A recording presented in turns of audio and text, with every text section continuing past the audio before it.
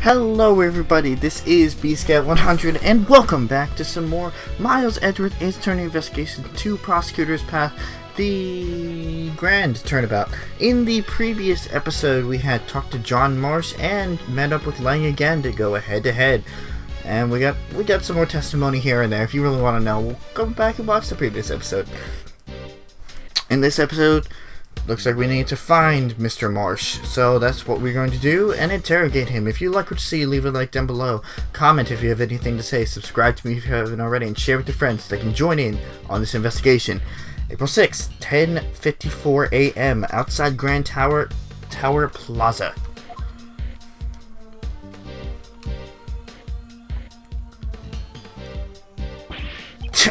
Where'd he run off to? He might have just went back home.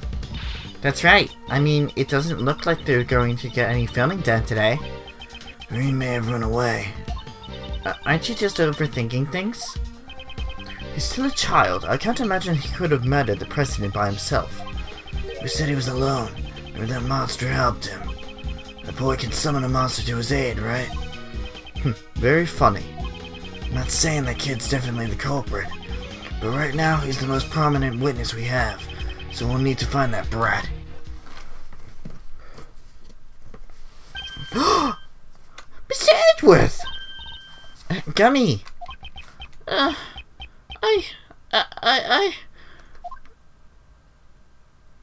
He ran away. What is the detective doing? Doesn't matter. It's not like I can rely on this country's police anyways. Agent Lang, do you intend to continue investigating by yourself? Yeah, that's right. Got a problem with that? Didn't you always have a small army of subordinates with you before?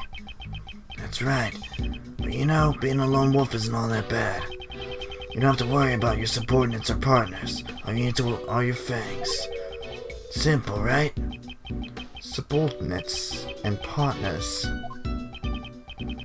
Well then, I'll be seeing you two.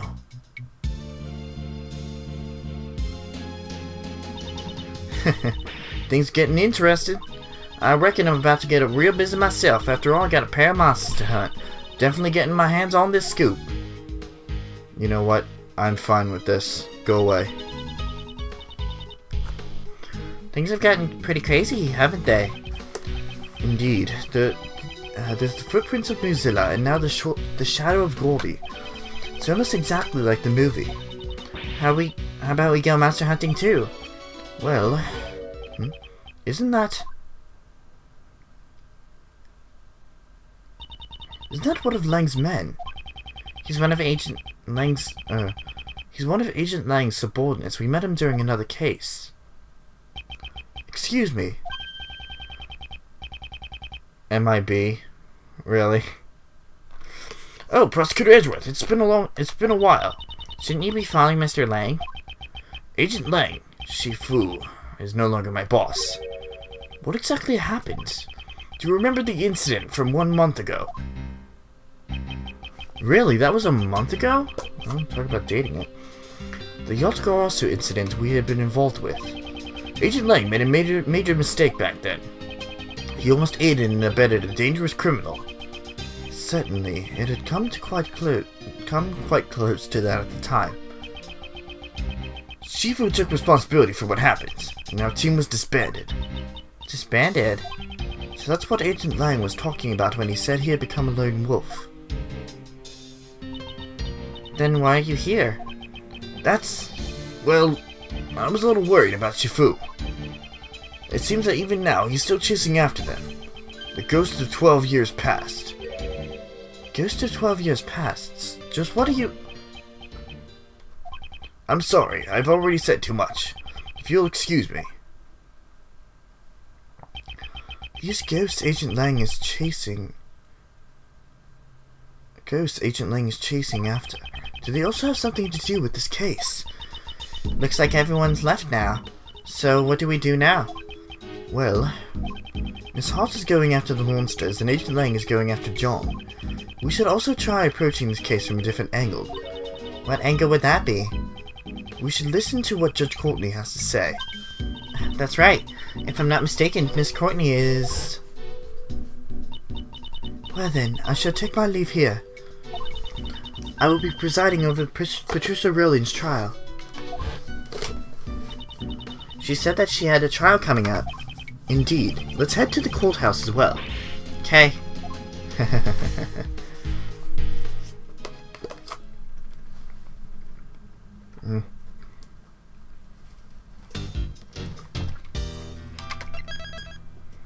Alright, looks like we finished up the first section. I don't really remember anything about this case, so this ought to be interesting. Like, I remember bits and pieces, but I don't know who did it, who's the mastermind behind it. So it's gonna be nice not knowing for a change, or not remembering for that matter. April 6th, 11:23 a.m. District Court, courtroom number 3.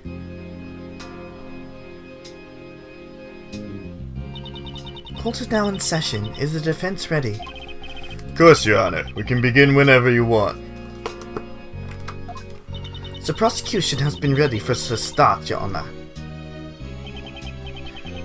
Judith Crane, the defense attorney in charge of the defense, had passed on from this world. Furthermore, Sebastian de Best, the prosecutor in charge, has disappeared.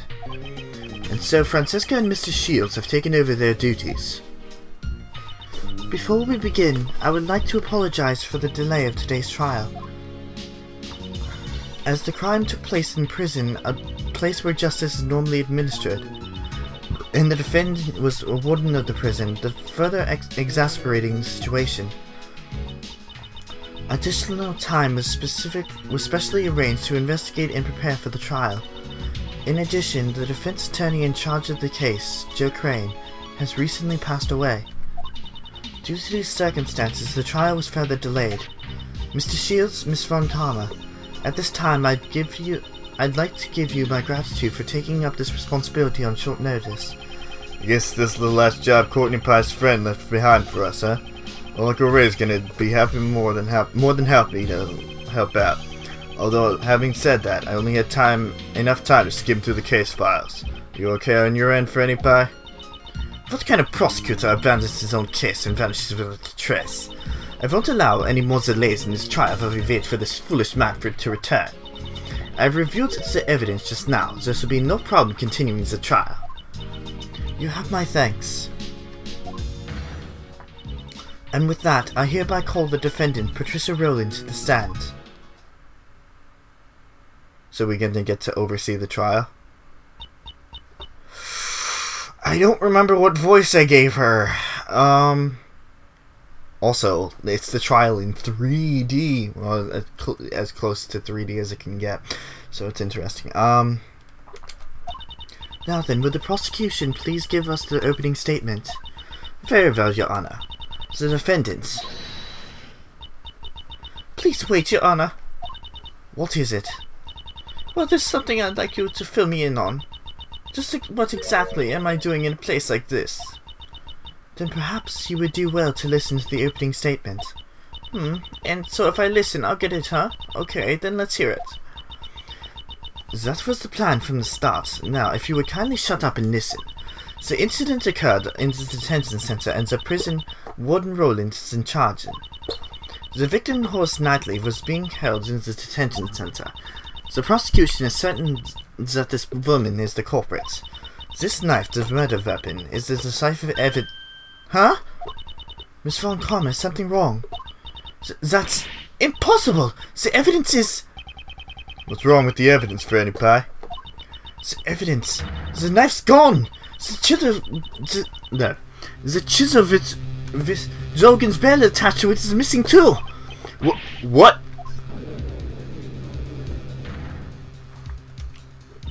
Order! Order! Prosecutor Von Karma, what is the meaning of this? I don't understand this either, Your Honor. If there's no evidence, then I suppose there's not much reason for me to be here. Some prosecutor can't even hold on to one little piece of evidence. What a dunce.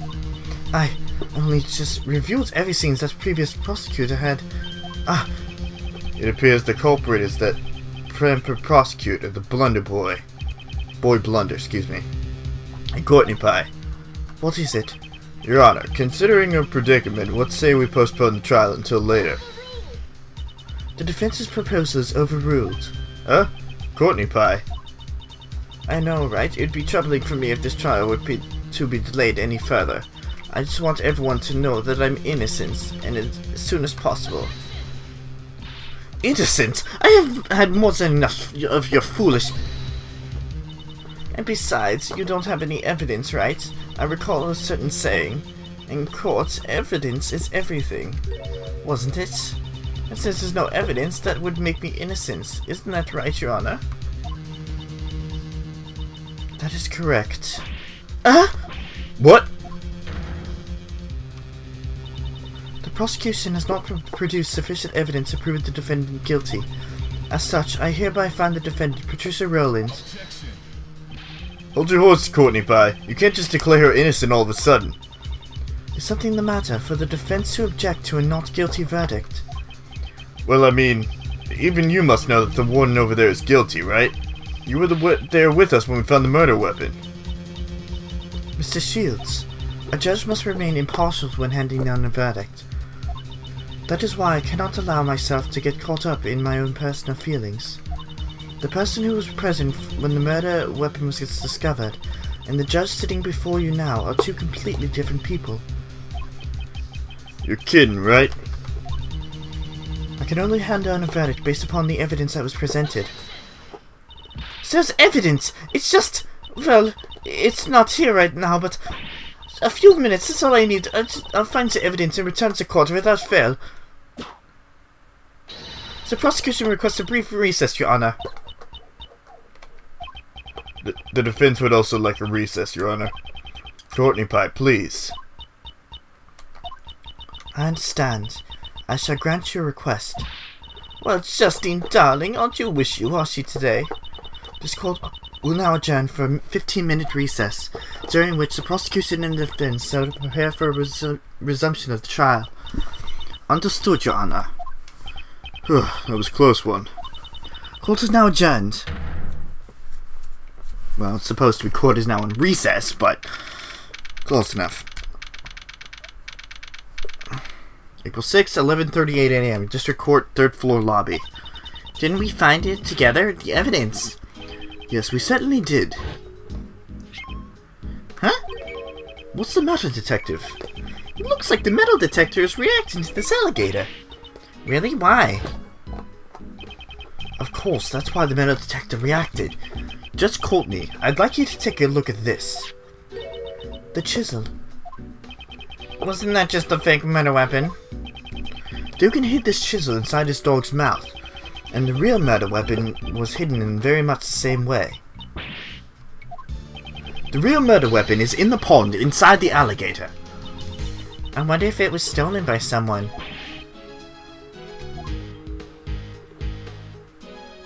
Oh shit. Miss Berry and Mr. Keyes, did you come to attend the trial? I came because there's a really fun show around here, so where is it? It's time for the trial for the case I got caught up in. Was supposed to have started already, but our practice ran a little late. I believe it was somewhere around here, wasn't it? Actually, two key pieces of evidence have gone missing. The chisel and the knife. The trial is in recess now, sort of like an intermission. You just missed it, Simon. What? What's that supposed to mean? Looks like Simon's gonna get arrested again. No, I can't. I guess Simon is not his usual noisy self. Huh? To think I would be humiliated like this. And here comes another noisy individual. No, Franny Pie. Just take a moment and calm down a bit. Maybe you could put that whip of yours away, What do you say? Such foolish prosecutor, when I get my hands on him. My whip is going to give him the thrashing of a lifetime. Miles, why don't you try talking to her? Good grief. On that note, I suppose I should probably hear what she has to say. Oy vey. Alright. Oh, if it isn't former prosecutor Miles Edgeworth. Francisca? Souls who have abandoned the passive of Prosecutor do not belong here. Now be a good boy and go home. Figure out what you want to do with your life. Still, what are you going to do, Francisca? The recess is only 15 minutes. Ugh, you're always so calm and collected. Like an anchorman reading off a teleprompter. It makes me sick. I should probably stay classy and avoid a confrontation with her for now. Francisca, I never expected you to end up taking over the prosecution for this case. The bodyguard of the president of Zhang Fa, Horace Knightley, was murdered. The defendant is the former warden of the prison, Professor Rowlands. The knife she used as the murder weapon had been prepared as evidence. However, the murder weapon has disappeared without a trace. Not only did he abandon his case, but he also made me look like a fool in court. Ugh! Next time I see that foolish fool of a prosecutor, I'll whip some backbone into him. I don't mind if you whip some backbone into him, but stop whipping innocent bystanders.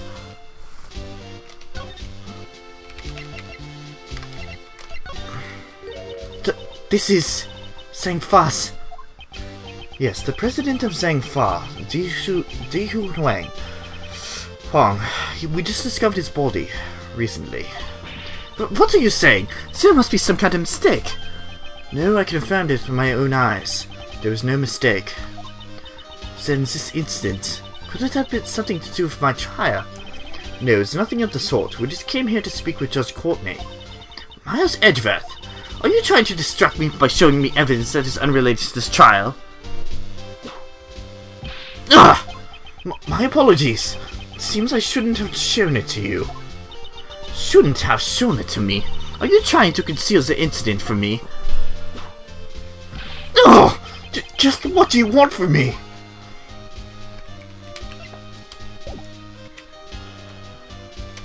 Ay,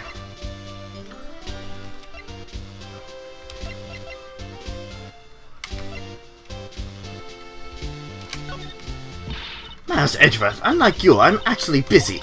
I don't have time to look at something like that. Why don't you go look at that evidence again by yourself? She's certainly as harsh as ever. Alright, I get it. Talking to you was a waste. Okay, looks like you've gotten your memories back. Yeah, I'm all better now. Uncle Ray was really worried, you know. Though that other K was also pretty cute. Well then, now that you've recovered, how about a hug for old time's sake? Nope. We need to focus on the trial right now. Yeah, things aren't looking good. At any rate, we'll have to search for the evidence. But we can't interrupt the trial. Uncle Ray's in a pickle. If only there was someone who could find the evidence for us. That look of expectation on your face says it all. Miles, you still don't have your prosecutor's badge, right? Do you finally feel like following in your father's footsteps? I simply left it in someone else's care. I wasn't stripped of my badge. Furthermore, right now I'm unable to follow in my father's footsteps. I see. Well, there's no need to rush your decision. Take all the time you need to determine the path you want to follow. In any case, the door is always open for you at Edgeworth Law Offices. Mr. Shields. If only there was someone who could go search for the evidence for us. Very well, I'll go look for them. Oh, Mars, you do that for us? Of course, finding the evidence within 15 minutes will be no easy task. Well, if it worst comes to worst, Uncle Ray and Franny Pie will help you stall for time. Until you recover the evidence, we won't let her hand down a verdict. Please do so. Francisca, are you okay with this? You're asking me, Francisca von Karma, to help you out. You'd be better off spending the rest of your life as an anchorman for the local news. Ms. von Karma, this is kind of an emergency. We can really use your cooperation. I understand. As acting prosecutor, I along with that attorney officer shall continue this trial. Meanwhile, you, the former prosecutor, shall run around and look for the evidence. All for my sake. It's a job that suits you perfectly. I'm glad that you're on board. How about too? Because I really don't want to get arrested again. This sounds like fun. Regina wants to tag along too. Why does Regina talk to about herself in the third person? Alright, that would be helpful. Now then, where should we begin? I think we should go find that person and hear what they have to say. Who should we talk to in order to learn where the evidence went? Technically, we would need to talk to Sebastian, right? Yes, the person in charge of the evidence was Sebastian the Best. Ah, so you mean that rookie prosecutor, right? Got it. I'll leave him to you. Alrighty, time for Uncle Ray to have a strategy meeting with the opposing counsel. Just the two of... Miles Edgeworth, you better not keep me waiting, lest you end up like a friend here. Yes, I'll keep that in mind. Pretty pie, wait for me! Now then, let's go help look for Sebastian as well.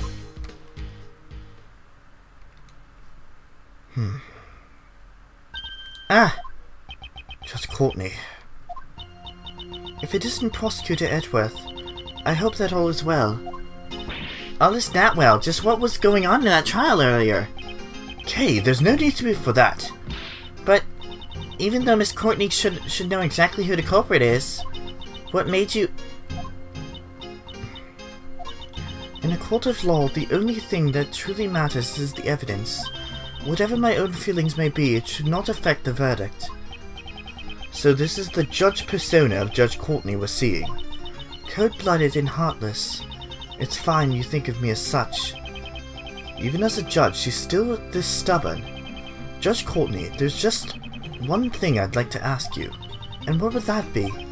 2 nights ago, you went to the roof of the Grand Tower. The roof, you say? You met with the president there, correct? The two of you were caught on the security camera.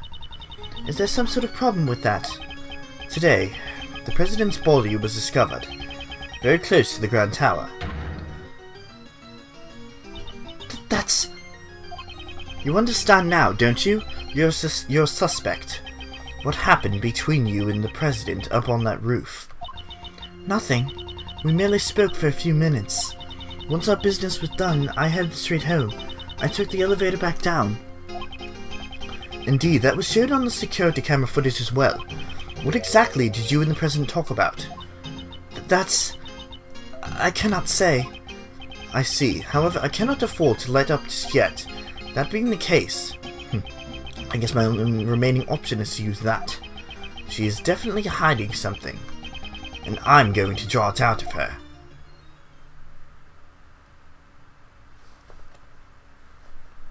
Time for some logic chess. 2 nights ago, Judge Courtney met with President Hui.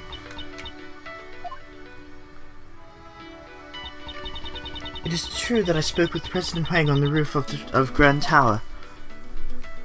However, we only discussed business. There is no need to tell you what was said. Just like in the trial earlier, she won't reveal her personal feelings easily. When she's speaking as a judge, it would be better for me to wait and see what develops. Now then, I'll start by asking her what she talked about with the president. Alright, let me check the time. Yeah, we'll just go through this.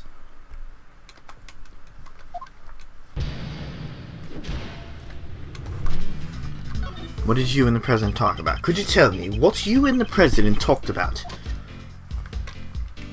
My meeting with the president was strictly business. And since it has nothing to do with you, I'm not obligated to answer your question. I appreciate your understanding. Even so, you certainly are a very busy person, aren't you? You're a member of the PIC and a judge as well. You even assist with the investigations. I am simply fulfilling the professional duties that have been assigned to me. Was your meeting with the president also one of your duties assigned to you as a judge? Yes, of course it was. I am one who lives for law. I would never act outside of my own professional duties. This morning you returned Kay's promise notebook to me. I don't believe that all of your actions are simply done for the sake of your duties. Wow, that was quick. It's true, it seems I still retain some immature qualities. I wouldn't call it immature. I would call it your own personal kindness. Weren't you also distressed when you found out that the president had passed away? Yes, it is very unfortunate. Why did he have to die? Seems he was crushed by the head of a monster called the Mighty Mozilla.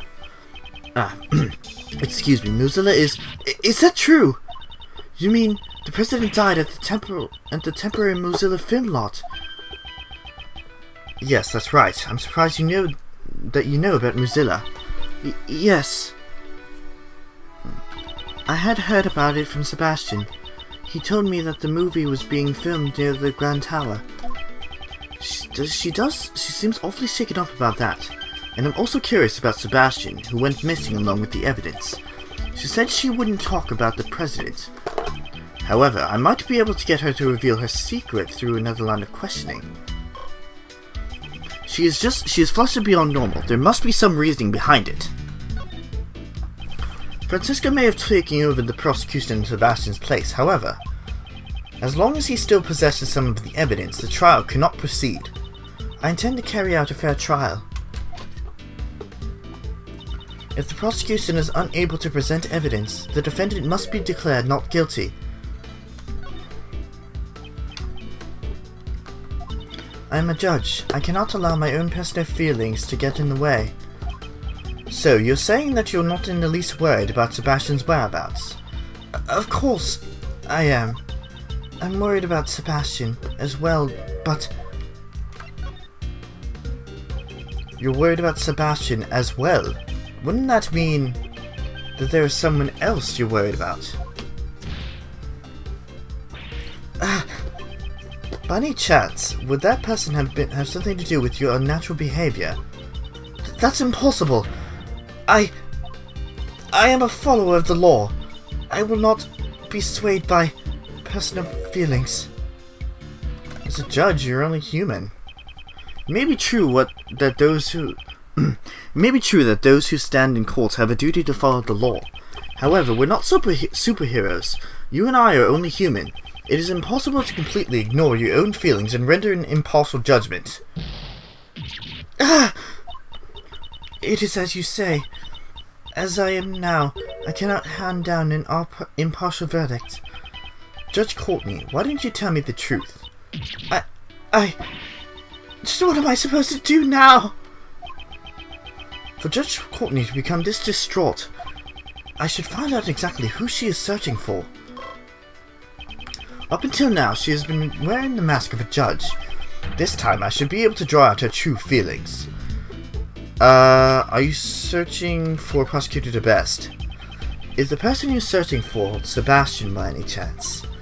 So when Sebastian learned of his father's true colors, he went into hiding of his own free will. I am worried about him, but this may be a trial he needs to overcome on his own.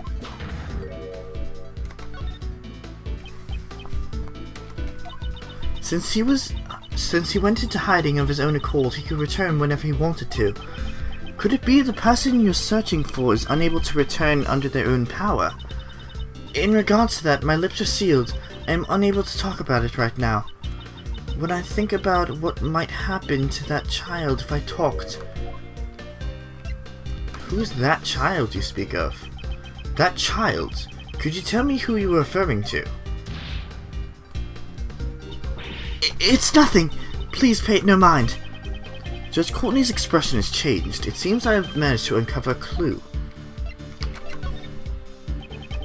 Judge Courtney, tell me who you are searching for. My lips are sealed. That is not something I can talk about right now. Alright. Could it be you're searching for that child who's gone missing? Ah! Since you said it was a child, I presume they're of a young age, correct? I simply cannot answer any questions about him. That boy has nothing to do with you or the president's assassination. I don't have enough clues to proceed with this line of questioning.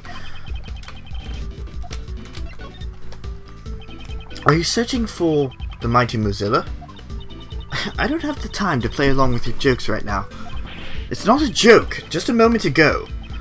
You were surprised to learn that the president had been crushed by Mozilla, correct? I was simply surprised by the president's cause of death. To think that he passed away at the temporary film lot of all places. What's wrong with where he died? From the way you're talking, it seems you have a problem with where he died. That's not true. It's just for the president to have passed away at the film lot, a place where dreams are made. I just thought it would be better if the movie's cast and crew remained unaware of the truth. A staff member found the body. Sorry, getting a little indigestion. I'm very sorry to say this. However, the movie's cast and crew were already aware of the president's death. I encountered a female staff member in John Marsh at the crime scene. No! How could it come to this? She seems to react strongly when it comes to the staff of the Mozilla film. This could be a useful clue. Alright. Who are you searching for? Could it be that missing child? Alright, she cannot talk about it. Earlier, when Mozilla was brought up, it seems to have been a sensitive topic for you. Is that child you spoke of involved with the Mozilla movie? How do you know that? You're usually so calm, yet you seem rather distraught right now. Please tell me, who is that child? I understand. If you come to know this much, I shall prepare myself for the worst. The child I'm searching for is a boy by the name of John Marsh. John? Why do you want to know about his whereabouts? Well, that much I simply cannot say. Judge Courtney, didn't you say you were prepared for the worst?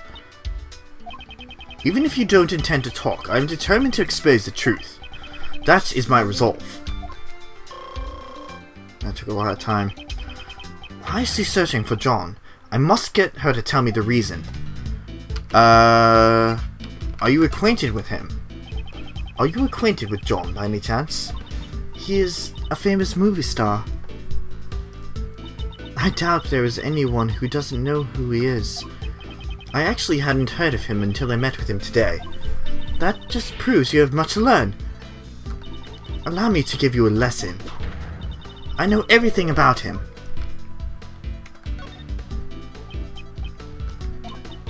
My apologies.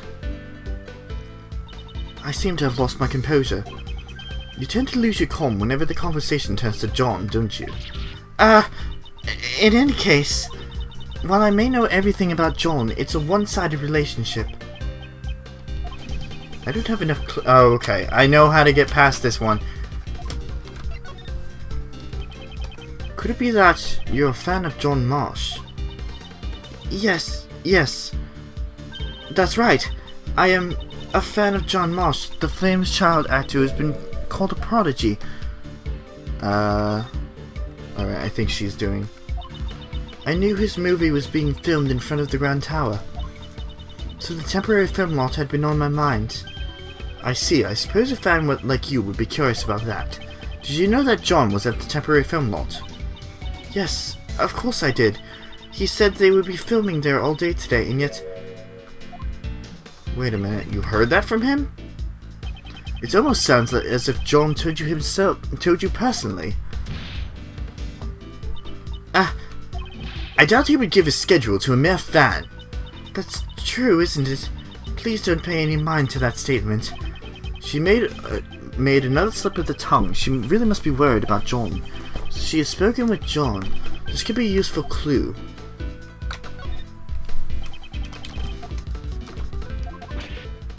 Okay.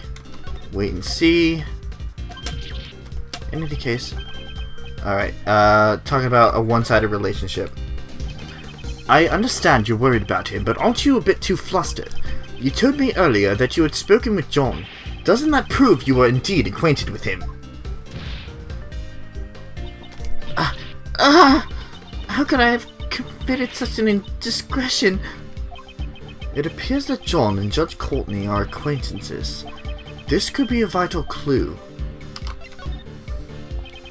Actually, we are searching for John as well. Would you happen to have any idea where he might be? Why would you think that I would know where he is? John and I, there is no connection between us. Maybe try using that clue. I don't know what kind of relationship you have with John, but at the very least, the two of you must be acquaintances.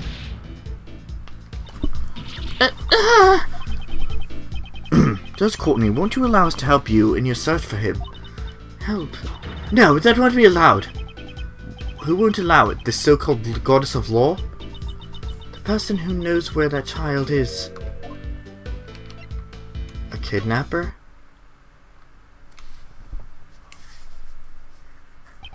I see. Finally, I've connected all the pieces of the puzzle. The reason why you cannot talk easily about John is because someone kidnapped him. Isn't that right?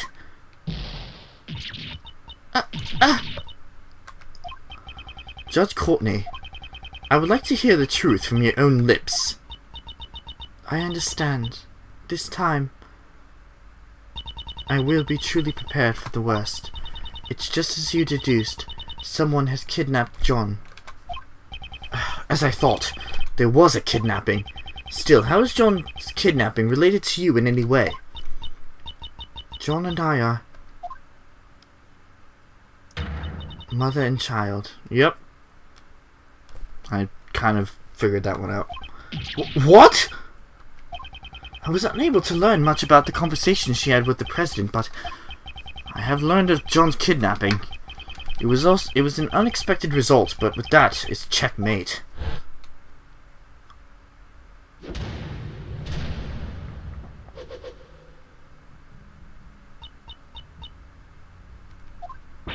What? John is Miss Courtney's son? No way. I mean, he's already so big for him to be your... Yes, John is indeed my son. Please look at this.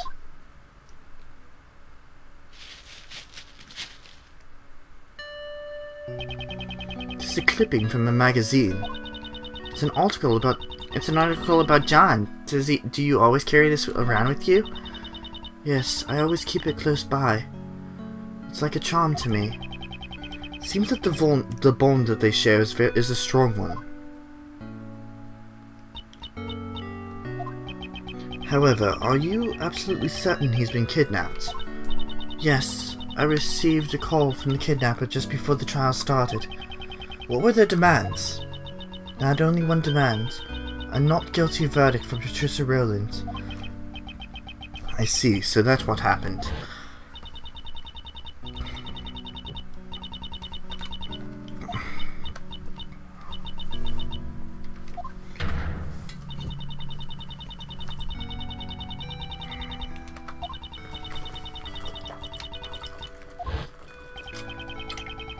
So that's why you were going to deliver a not guilty verdict earlier.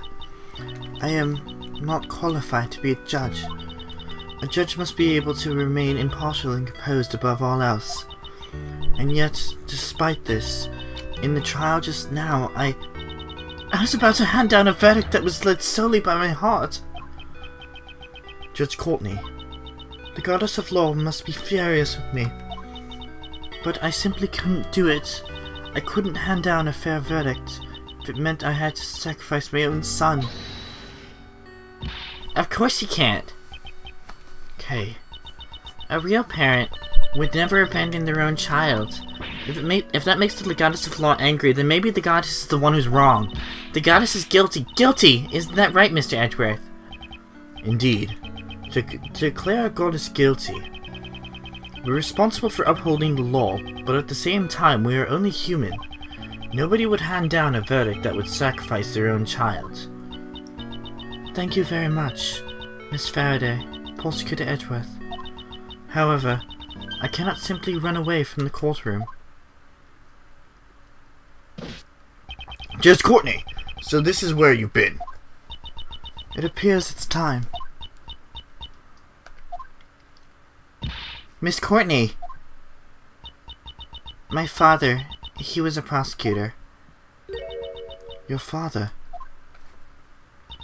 Yes, he stood in court, just like you. And now, with all that has happened, it got me thinking, what if my father had been in the same position as you are now? We've actually experienced something like that back in the previous games when Maya was kidnapped. If a prosecutor was being coerced into obtaining a guilty verdict. I know, if my life were on the line, my father would definitely come to steal me back. Steal you back? Miss Courtney, why don't you just let us take care of it? What? I'm gonna go steal John back for you. As the second Yatagarasu, I K. Faraday give you my word. So, the great thief Yatagarasu plans to steal the truth, huh? What say you, Judge Courtney? Will you place your trust in our young great thief? Prosecutor Edgeworth. And if it's alright with you, I wish to help as well. Thank you very much. I know that it's really not my place to ask this of you. But please, do whatever you can. Please save John. You got it, just leave everything to us. Allow me to leave my cell phone with you. You may get a call from the kidnapper at some point. You have my word. I will ensure the safe return of your phone, along with your son. And I will do everything in my power to prolong the trial. But even then, at most, the trial can only last for 2 more hours. 2 hours, huh? So until 2 p.m. That's our time frame. I must return to court. Miss Faraday, Prosecutor Edgeworth. I shall leave the rest to you.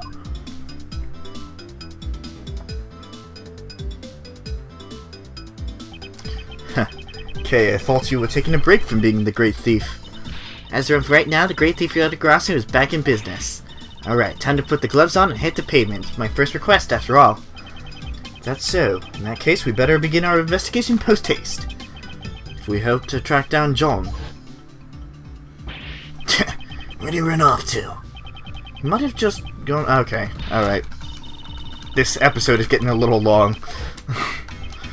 We should probably begin our investigation from the front of the Grand Tower. Hey, hold it, Mr. Edgeworth. You're not the one in charge anymore. From here on out, this is a job for a great thief, which means I'm the leader now. If that's the case, then what am I supposed to do? Mr. Edgeworth, you get to be the first ever great thief's assistant. So I'm a thief's assistant now. Alright, let's get going. The great thief Yatagarasu takes flight once again.